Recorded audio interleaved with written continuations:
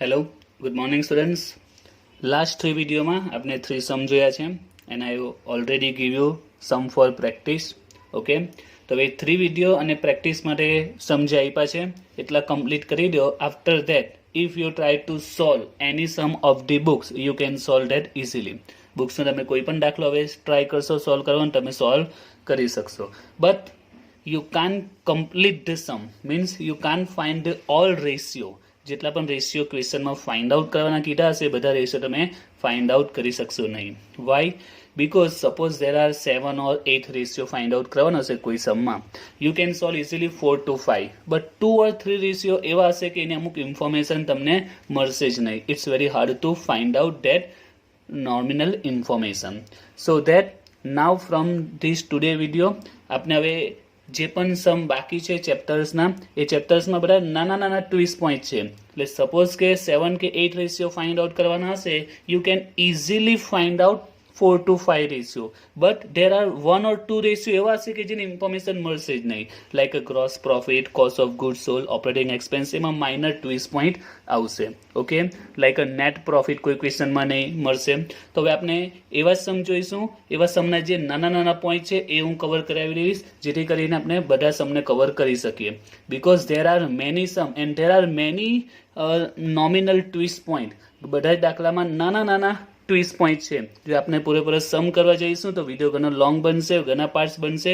તો બેટર છે આપણે જેટલા પણ ટ્વિસ્ટ પોઈન્ટ છે વિડીયોના, જે નાના નાના પોઈન્ટ છે એને કવર કરી લઈશું, so that you can solve the whole sum completely, જેથી કરીને તમે જે દાખલો છે પૂરેપૂરો કમ્પ્લીટ કરી શકો.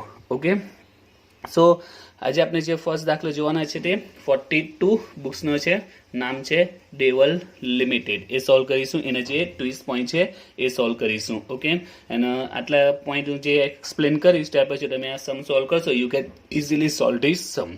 જે પણ ટ્વિસ્ટ પોઈન્ટ છે હું કમ્પ્લીટ કરાવી દઈશ. બાકીના જે પોઈન્ટ છે નોમિનલ છે જે અગાઉના વિડીયોમાં ઓલરેડી આવી ગયા છે, તમને પ્રેક્ટિસ માટે સમ આપેલા છે એમાં ઓલરેડી આવી ગયા છે. એટલે હવે આપણે જે ન્યૂ પોઈન્ટ છે, because there are many nominal points in many sum, approximately 15-14 સમ એવા હશે કે જેમાં નાના નાના પોઈન્ટ છે. જો બધાને આપણે વિડીયો બનીએ તો દરેક વિડીયો હાફ એન અવરનો બનશે. એટલે બેટર છે આપણે પોઈન્ટને ક્લિયર કરી દે, ત્યાર પછી તમે સમને ઇઝીલી સોલ્વ કરી શકશો. સો ફર્સ્ટ ડેવલ લિમિટેડમાં ધેર ઇઝ અ ટોટલ પરચેસમાં પોઈન્ટ છે. Cash purchase are 2/5 of credit purchase, 2 યરની ઇન્ફોર્મેશન આપેલી છે. ઓકે, આ એડિશનલ ઇન્ફોર્મેશનનો પાર્ટ છે.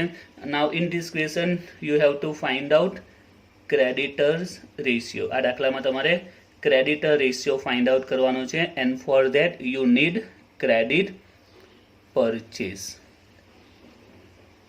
તમારે ક્રેડિટ પરચેઝ એમાં શોધવાની આવે છે, જેનો ક્લુ છે ટોટલ પરચેઝ. હવે આ જે પોઈન્ટ છે ઓલરેડી અગાઉ આપણે જે સમ પ્રેક્ટિસ કરી છે એમાં ઓલરેડી આવી જ ગયો છે, બટ હવે દાખલામાં છે તો આપણે સાથે સાથે એને પણ ગણી લઈએ બીજા ટ્વિસ્ટ પોઈન્ટ સાથે. So here point is cash purchase are 2/5 of credit purchase. So what we have to do, we have to suppose cash or credit. So we suppose here credit purchase, suppose 100, then what will be cash purchase? Here cash purchase is are 2/5 of credit purchase. How much? 2/5. 100 na 2/5 કરીશું, we get 40. Okay, 40 is a cash purchase. Now what to do? Now we can make ratio. Okay, આપણે ratio બનાવી દઈએ. Credit and cash. Credit 100, cash 40. Okay, and we need now credit purchase find out કરવાની છે. Ratio ને sort કરી દઈએ. 2 5s are 2 2s are. So now what will be credit purchase for 31st March 70? 12,60,000 into 5 divided by 7. So we get 9 lakh. Okay, તો આ 31st March 70 નું find out કર્યું છે. Like that you can find out also for 31st March 18, 19,60,000 છે. Ratio આ જ આવશે into 5 divide by 7, it will be 14 lakh. Okay, તો આ પોઈન્ટ ન્યૂ નથી, ઓલરેડી અગાઉ સેલ્સમાં આવી ગયો છે, એ પરચેઝમાં આવ્યું છે. Now the next point is the important point of this sum. that is net profit. In this question, net profit after interest and tax 2 lakh 3 lakh. Okay, net profit આપેલો છે but after interest and tax that is 2 lakh and 3 lakh. Tax rate 50%. હવે આ દાખલામાં આપણે we have to find out capital employed ratio, means rate of return on capital employed આપણે find out કરવાનું છે. And you know very well its formula. શું આવશે એના ફોર્મ્યુલામાં? net profit, but which one? Before interest and tax divided by capital employed. તો હવે આજના જે વિડીયો છે, આ જે સમ છે એનો મોસ્ટ ઇમ્પોર્ટન્ટ પોઈન્ટ છે નેટ પ્રોફિટ. ક્વેશ્ચનમાં નેટ પ્રોફિટ આપેલો છે after interest and tax. Net profit is given after interest and tax. And when we solve this sum, when you try to solve this sum, you have to find out capital employed. Question માં capital employed find out કરવાનું છે. And capital employed માં which profit we consider? Before interest and tax. Now the question is, how can find out before interest and tax when after interest and tax net profit is given? બરાબર છે. after નો net profit આપેલો છે તો before નો કઈ રીતે find out કરી શકાય? તો explain કરું છું, તો ધ્યાન આપજો.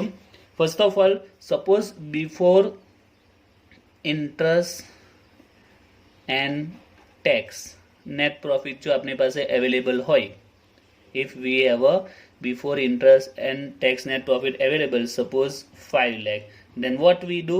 First of all, we less interest. Suppose interest is 50,000, so we get 450. Then we less tax.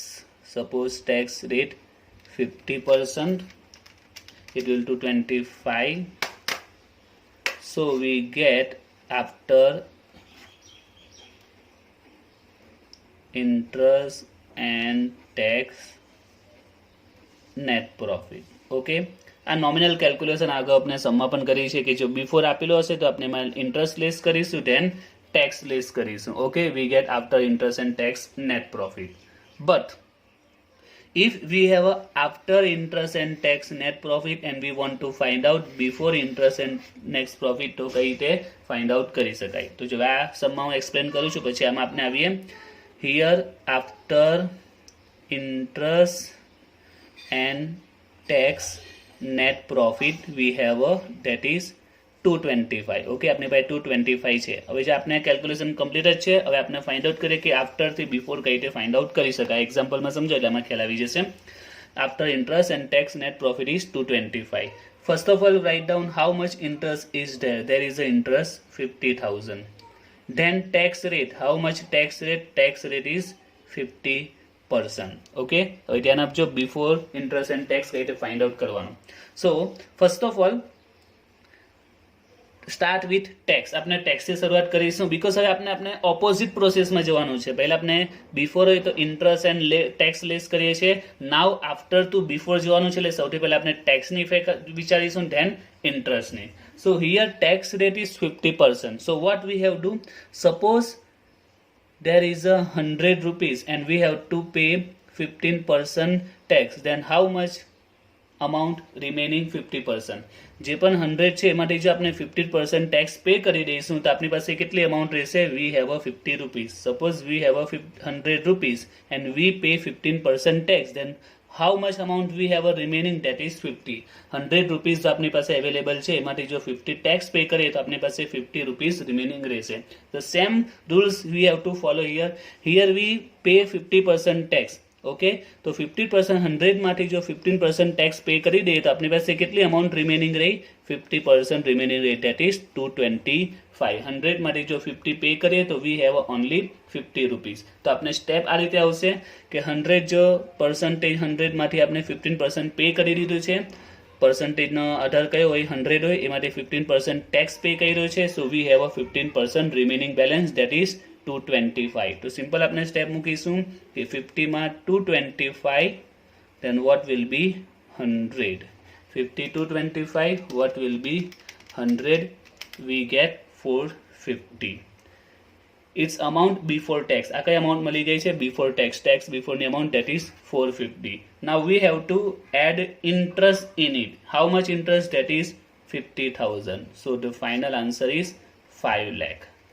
તો જ્યારે પણ ક્વેશ્ચનમાં after interest and tax and before interest and ટેક્સની અમાઉન્ટ ફાઇન્ડ આઉટ કરવાની હોય ફ્રોમ ધી આફ્ટર, તો સિમ્પલ સ્ટેપ તમારે આ પ્રકારે ફોલો કરવા પડશે. Okay, we get the answer that is 5 lakh. હવે આ સમમાં કેલ્ક્યુલેટ કરેલી આઈડિયા આવી જશે. Here we have a net profit after interest and tax. First we calculate for 31st March 17 and you can solve easily for 18. Okay, that is 2 lakh. तो कई step follow करवाना है. After interest and tax profit is 2 lakhs. First of all find out this interest in a balance sheet. Okay, balance sheet में 12% debenture આપેલા છે, that is 2 lakh. Then what will be interest? 2 lakh ને 24%, that is 12%, that is 24,000 interest. Balance શીટમાં debenture આપેલા છે, અહીંયા મેં write down કરી દીધા છે. 2 લાખના ડિબેન્ચર છે, 2 લાખના 12%, 24,000 ઇન્ટરેસ્ટ એન્ડ ટેક્સનો રેટ કેટલો છે? That is 50%. ઓકે, હવે કેલ્ક્યુલેશન કઈ રીતે કરવાની? પર્સન્ટેજ માટે 100 લઈશું, એમાંથી 50% ટેક્સ પે કરી દીધો છે, so remaining amount is 50%. We have a remaining amount 15%, that is this one 2 lakh. So we have to put step like this. 50 में 2 lakh આવશે, then what will be 100 માં? That is 4 lakh. After that we have to add interest. એના પછીનું સ્ટેપમાં શું કરો? Interest add કરો, that is 24. So final answer is 4,24,000. It's a before interest and tax net profit. Clear? So we can find out this way. Okay, 31st March 18 માં પણ same to same calculation આ રીતે કરી શકીએ છીએ આપણે. Here interest and tax પહેલા જોઈ લઈએ. ઇન્ટરેસ્ટ કેટલું છે? તેમાં પણ 2 લાખના ડિબેન્ચર છે and 12% rate, that is 24,000. Tax rate same જ રહેશે, 50%. Okay, now we have a net profit after interest and tax, that is 3 lakh છે આપણી પાસે. સો સેમ સ્ટેપ આપણે ફોલો કરીશું. 100 માંથી 50 માઇનસ કરીશું તો 50 આવશે. તો સ્ટેપ શું આવશે? 50 માં 3 lakh, 50 માં આવશે 3 lakh. અહીંયા શું કરીશું? 50 માં 3 lakh, 100 માં કેટલા? It will be 6 lakh. Then we have to add interest. Interest is 24,000. We get 6,24,000 before interest and tax net profit. Clear? તો આ સમમાં જે પોઈન્ટ છે તે મેઇન પોઈન્ટ આ છે કે આફ્ટર પરથી બિફોર કઈ રીતે ફાઇન્ડ આઉટ કરી શકાય. Now I have take another example. Okay, આ જે સમ છે એનો પોઈન્ટ નથી, બટ આમાં થોડું ચેન્જીસ કરીને બીજું એક એક્ઝામ્પલ લીધું છે કે net profit after interest and tax is given and now how can we find out before interest and tax. હવે આમાં બિફોર ઇન્ટરેસ્ટ એન્ડ ટેક્સ કઈ રીતે ફાઇન્ડ આઉટ કરી શકાય? Late try this. નેટ આ બુક્સનો પોઈન્ટ નથી, એક્સ્ટ્રા પોઈન્ટ લીધું છે. કેલ્ક્યુલેશન હજી બેટર રીતે યાદ રાખવા માટે. After interest and tax, that is 750. First of all, find out this both amount. Interest in a balance sheet 10% debenture is 5 lakh, so interest will be 15,000. Then tax rate is 40,000. Okay, હવે આ ક્વેશ્ચનમાં પણ after net profit છે. we want before interest and tax net profit. So first of all 100 માંથી ટેક્સનો rate કેટલો છે? 40. Start ક્યાંથી કરવાનો? ટેક્સથી, બીકોઝ આપણે ઓપોઝિટ પ્રોસેસ કરીએ છીએ. So we will start from tax.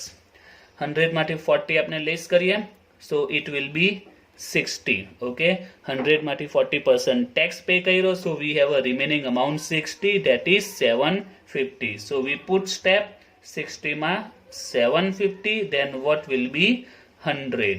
Okay, let's find out this.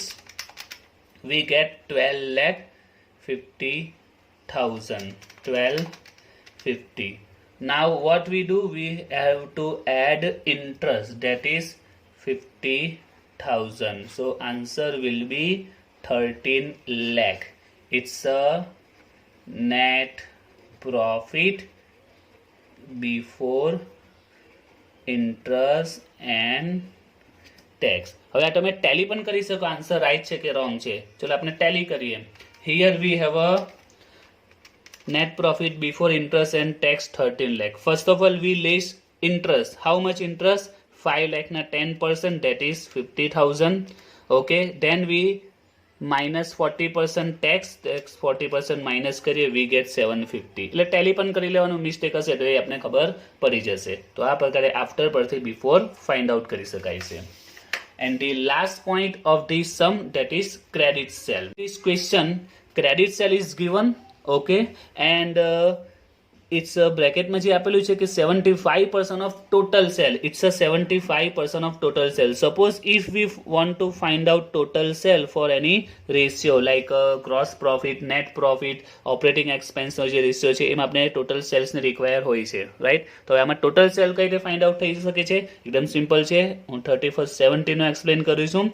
આમાં first of all 75% of total sales એવું આપેલું છે. 75% of total sale. Here we have to suppose.